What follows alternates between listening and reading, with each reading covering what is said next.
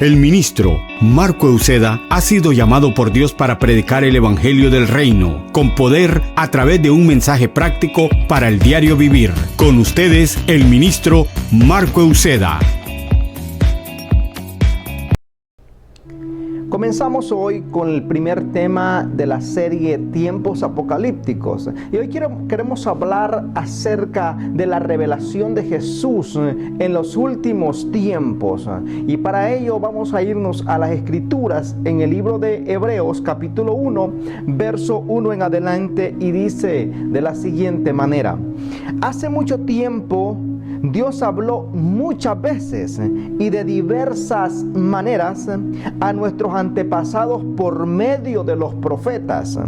Y ahora, en estos últimos días, que ya es la parte final que vamos o estamos viviendo en esta tierra, en este mundo, en estos últimos días nos ha hablado por medio de su Hijo Jesucristo.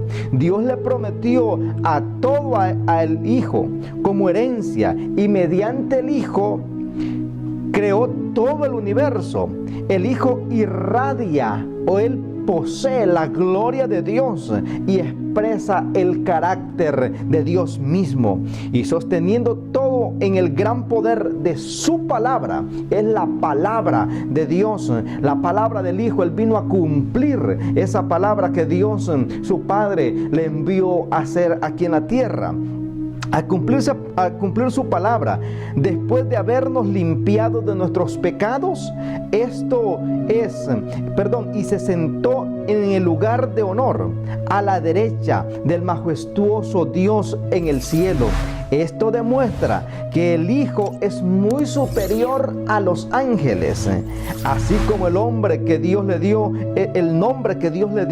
es superior al nombre de todos ellos. Entonces, Dios nos ha venido hablando de diversas maneras. A un principio de la creación habló acerca con los profetas, después comenzó a hablar acerca con todos los apóstoles, que cuando vino el Hijo de Dios a la tierra y se reveló al mundo, un Jesucristo, un Dios encarnado en la tierra. Entonces, por ello nosotros podemos ver esa palabra que Jesús se reveló de una manera especial, aunque vemos que Él habló y se centró en 12 apóstoles para que en la ascensión de Él al cielo, Él pudiera, estos apóstoles pudieran llevar y efectuar el mensaje de Él aquí en la tierra. Y por ello podemos ver cómo de estos 12 apóstoles hubo uno que tocó el corazón del Señor, y este fue el apóstol o el discípulo amado, fue Juan. Juan fue el discípulo amado de Jesús, porque él fue el que se recostaba en el pecho del Maestro, escuchaba el latido del corazón del Maestro, y escuchando eso, él tuvo una revelación constante de Jesús. Y por eso nosotros vemos que el libro de Juan no fue escrito a los 2 o 3 años de la muerte y resurrección de Jesús. El libro de Juan lo escribe 60 años aproximadamente después de que Jesús murió y resucitó y ascendió al cielo. ¿Cómo Juan nos da esas revelaciones tan profundas de la palabra? Porque aunque Jesús ya no estaba en la tierra, había ascendido al cielo, Él tenía constantes revelaciones con el Hijo de Dios, porque su intimidad nunca la perdió. ¿Cómo nosotros podemos mantener una revelación de Jesús en los últimos tiempos, en estos tiempos que estamos viviendo? La vamos a mantener en oración, en una intimidad con el Señor y en la lectura de la palabra, manteniéndonos consagrados a Él, en obediencia, en sumisión y en una búsqueda continua, no intermitente. Por eso vemos la vida del apóstol Juan, que este hombre se mantuvo fiel a la palabra que su maestro le había enseñado, a esa palabra y a esa promesa que él recibiría un galardón. Y por eso nosotros podemos ver en la biografía de Juan que él permaneció firme hasta el último momento que él estuvo en esta tierra. Entonces, por eso en el libro de Juan capítulo 1 verso 1 y 5, las escrituras dicen que es, por ejemplo, me encanta este libro porque es el único libro de todas las escrituras, es obviamente viendo a Génesis, que habla del principio. Entonces, el único libro que habla del principio, dice las escrituras, en el principio era el verbo. El verbo era con Dios. ¿Quién era el verbo? Jesús, está hablando de Jesús. El verbo era con Dios y el verbo era Dios. O sea que está hablando de un Dios que vino a este mundo, formó el mundo, formó al hombre, pero también después, cuando el hombre le abrió la puerta al pecado, hablando de Adán y Eva, estamos entendiendo que Él regresó nuevamente a la tierra a morir, a redimirnos de todos nuestros pecados para darnos vida eterna. Y va a regresar, pero ya va a regresar en gloria. A llevarse a todo aquel pueblo que ha estado buscando su presencia, que ha estado derechamente en su palabra. Entonces continúa diciendo el libro de Juan: este era en el principio con Dios. Todas las cosas por Él fueron hechas, y sin Él nada de lo que ha sido hecho fue hecho. O sea que no se puede hacer algo, o no se hizo algo en la tierra sin que Jesús no estuviera presente, porque Él fue parte de la creación de todo este mundo, de todo este sistema que nosotros vemos.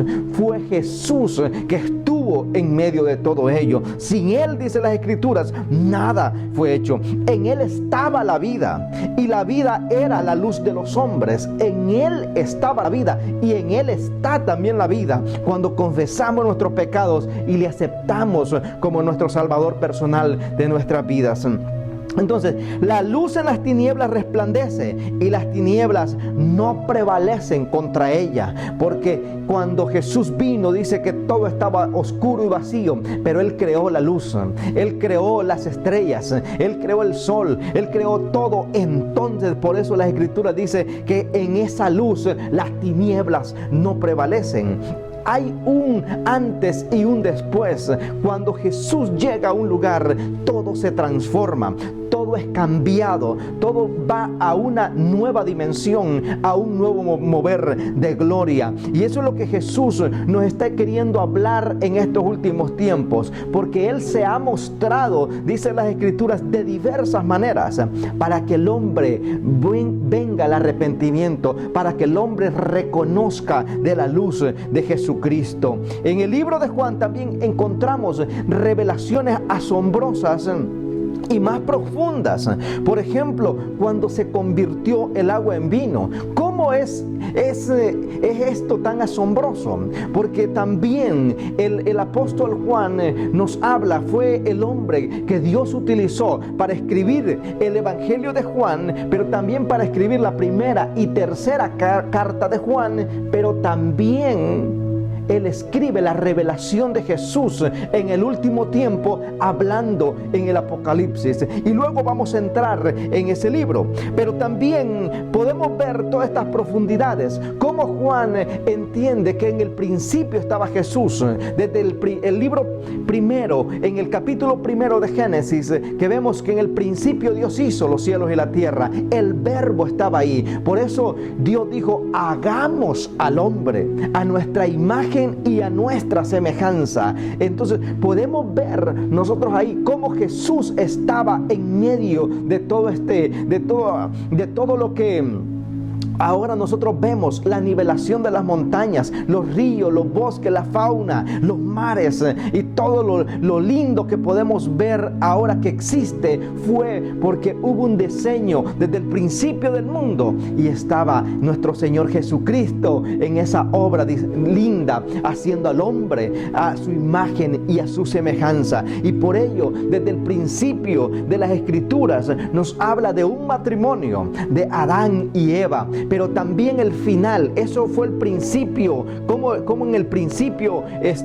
el mundo fue formado por un matrimonio, pero también en el final la Biblia habla de la boda del Cordero. O sea que Jesús viene por su iglesia, por esa iglesia viene a buscar su novia. Usted y yo somos la novia de Jesucristo. También podemos encontrar partes profundas en el libro de Juan, que en el principio de su ministerio comienza en una boda, convirtiendo el agua en vino. ¿Por qué fue en vino? Porque fue un prototipo. La Biblia dice que el vino que alegra el corazón de Dios y el corazón de los hombres.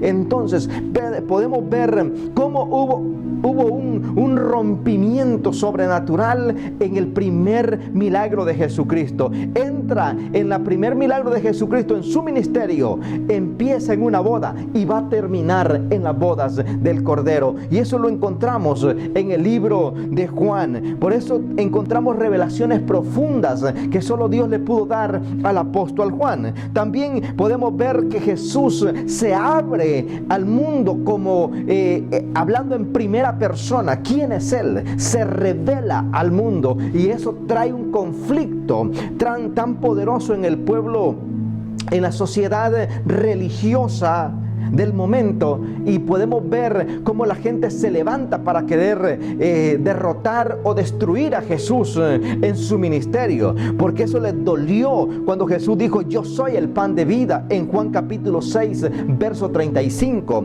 En Juan 8:12 dice: yo soy la luz. No está hablando va a venir la luz, alguien va a ser la luz. No, yo soy la luz. Y ellos pueden decir, ellos decían, pero si Él es el hijo de María y José, ¿cómo es que dice que Él es el pan? ¿Cómo es que dice que Él es la luz? Porque Él se estaba revelando a sí mismo en ese tiempo. En el libro de Juan capítulo 7 verso 10 verso 7 dice: yo soy la puerta. O sea que no hay otro camino, no hay ninguna otra vía, no hay otra alternativa para nosotros entrar al cielo. La única puerta se llama Jesús de Nazaret, Jesucristo, que vino, murió y resucitó para darnos vida a nosotros. Él habla: yo soy la puerta. El que viene a mí, la única puerta es confesándome delante de los hombres a mí, confesando vuestros pecados y aceptando el sacrificio en la cruz del Calvario. Entonces es que podemos entrar al cielo por medio de la puerta que se llama Jesucristo. En el libro de Juan también, capítulo 10 verso 11 dice: yo soy el buen pastor. El buen pastor, el pastor de los pastores, se llama Jesucristo. Pero el buen pastor, o sea, por eso Él le dijo a Dios, al Padre: todos los que me diste, yo los he cuidado, los he amado, porque Él fue y es el buen pastor, el que cuida de nosotros. Y el único que entiende esta parte es el rey David. En el Salmo 23 que él también habla, dice: Jehová es mi pastor y nada me faltará. Entonces, cuando Jesús es mi pastor, entonces yo tengo que obedecer todo lo que Él me está hablando en las Escrituras, y puedo ver la mano poderosa del Señor, pero tengo que entrar en la sujeción, en la obediencia, en obedecer mi autoridad delegada, que es, número uno, Jesús es Dios en nuestras vidas, y luego las autoridades que nosotros tengamos tanto en la iglesia como en la ciudad. También Jesús dijo en el libro de Juan capítulo 11 verso 25: yo soy la resurrección, yo soy la resurrección y la vida. O sea que el que está en Él, aunque esté muerto, vivirá. O sea, aunque partamos de esta tierra y dormimos, porque si morimos en el Señor, nosotros simplemente dormimos, porque Él es nuestra resurrección, Él es la vida. Cuando nosotros morimos, la gente duele en este mundo, pero los que hemos entendido y hemos tenido la revelación de Jesús, sabemos que no es para llorar ni para lamentarnos, sino para alegrarnos, porque esa persona ganó la batalla, triunfó en esta vida, no negó la fe, y se mantuvo firme creyendo en Jesucristo, que Él lo resucitaría y lo levantaría de los muertos en el día postrero, pero sabiendo que aunque ha partido de esta tierra, está gozándose en el paraíso con Jesucristo de Nazaret. También dice la Biblia en el libro de Juan capítulo 15 verso 1, yo soy la vid verdadera. Yo soy la vid verdadera, está hablando, yo soy la planta verdadera. Entonces también habla en el capítulo 10 verso 36, yo soy el Hijo de Dios. Y eso les causó rabia a los religiosos del momento cuando él dijo, yo soy el Hijo de Dios. ¿Cómo se atreve? Si sabemos quién es, si sabemos de dónde viene, pero nunca entendieron eso. Solamente los discípulos y solamente algunos otros hombres diferentes que pudieron abrir su corazón a una revelación del Padre. Y el único de los discípulos que tuvo una revelación de cielo abierto para entender quién era el que estaba con él fue Pedro. Y por eso le dije, cuando Jesús le pregunta, ¿quién ustedes creen que soy yo? Después de preguntarle a mucha gente, y la gente decía, es Elías, es Juan que ha resucitado, etcétera. Pero el único que entendió y recibió la revelación del Padre fue Pedro, cuando le dijo, tú eres el Cristo, el Hijo del Dios viviente. Tuvo una revelación profunda de la palabra del Señor el apóstol Pedro. También encontramos en el libro de Juan varios pasajes espectaculares. En Juan capítulo 11 verso 25 también está la resurrección de Lázaro.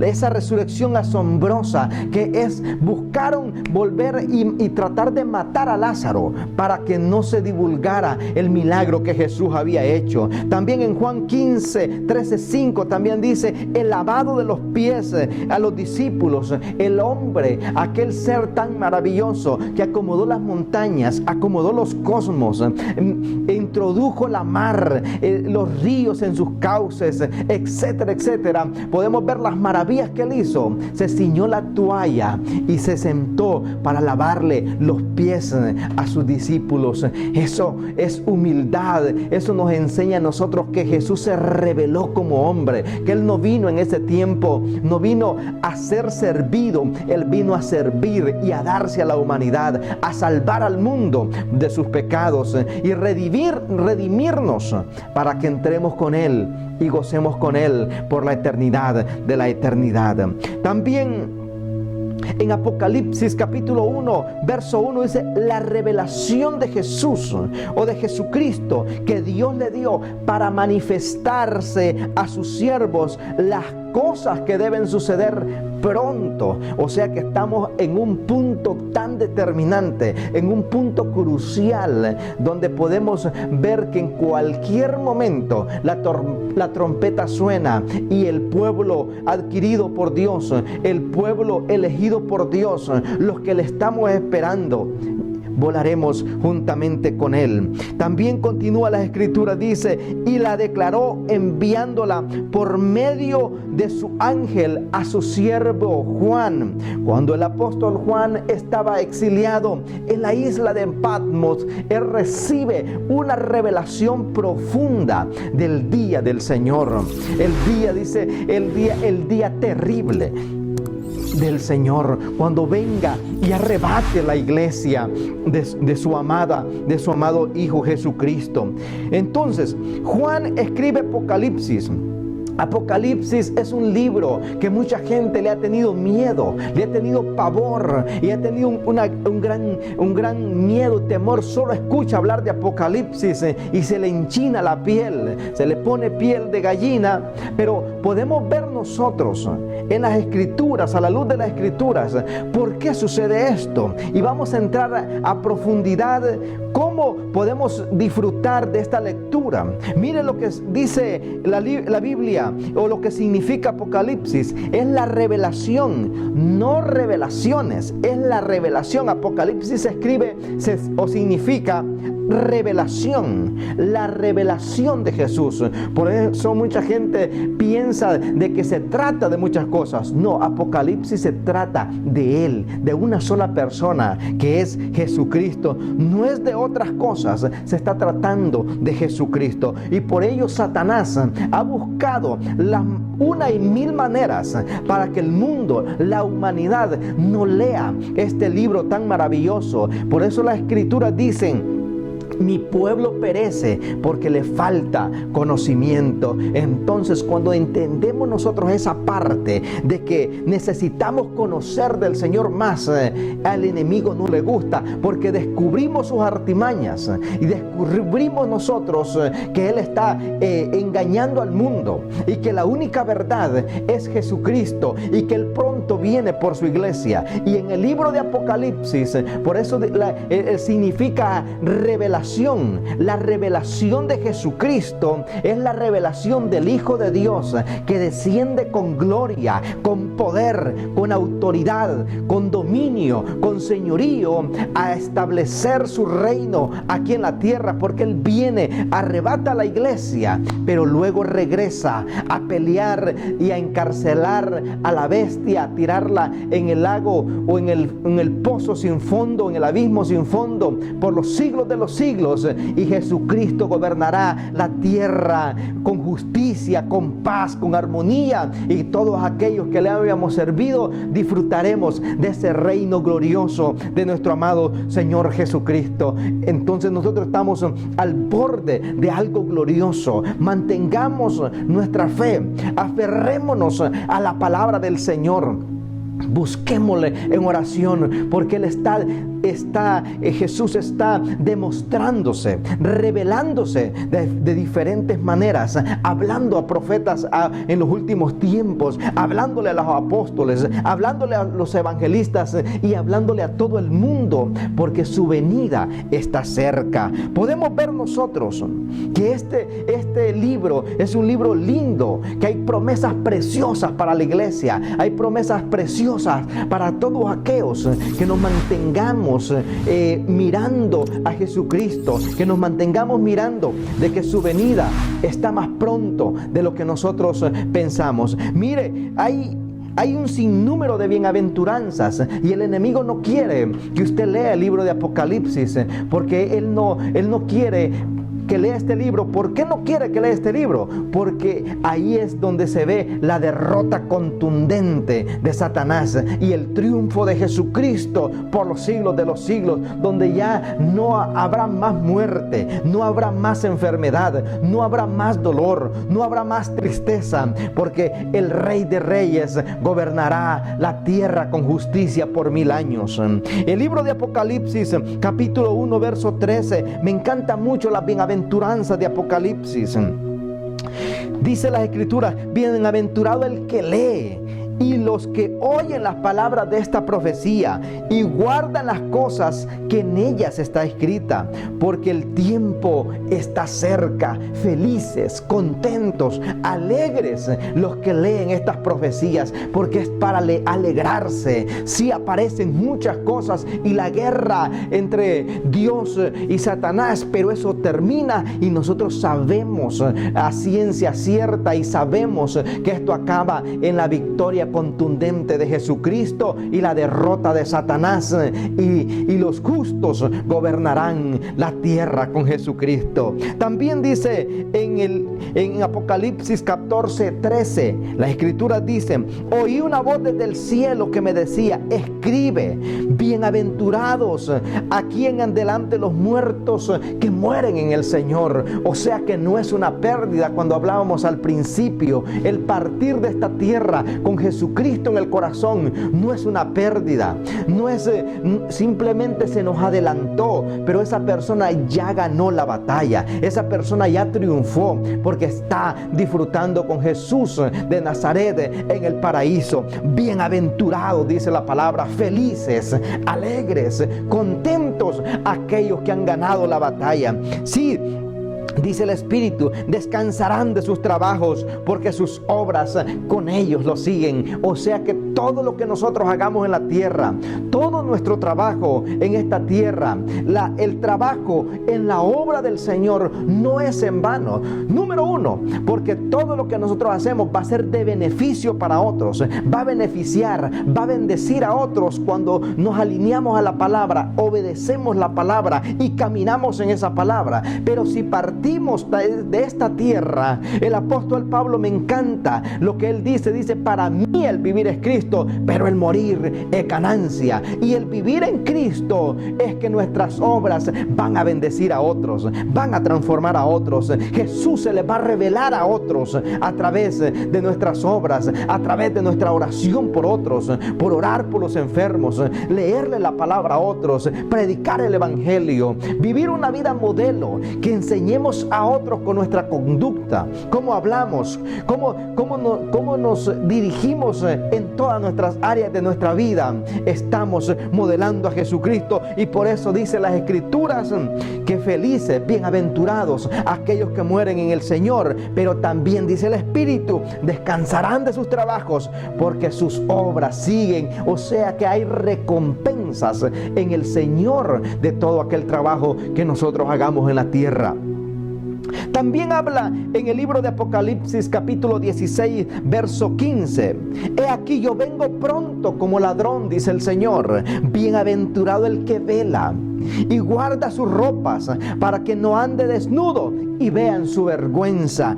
He aquí yo vengo como ladrón. O sea que ladrón no es que es un ladrón, sino que como ladrón, porque ladrón no sabe la persona a qué hora va a llegar, no avisa en qué tiempo va a llegar, qué se va a llevar tampoco. Él está diciendo, yo vengo, manténganse en vela. ¿Y qué está diciendo esto? Bienaventurado el que vela. El bienaventurado, o sea, feliz aquel que está viendo lo que está sucediendo en el mundo, lo que está sucediendo a su alrededor, está velando. ¿Y qué es velar? Cuando yo veo que cómo se está dirigiendo este mundo en medio de esta pandemia. Un ejemplo, los que leemos esta escritura entendemos que nuestra partida de esta tierra está cerca. Cuando las plataformas para la llegada del anticristo las están armando las élites perversas, maquiavélicas, para destruir a la humanidad, nosotros hemos levantado nuestras cabezas porque sabemos que nuestra redención está cerca.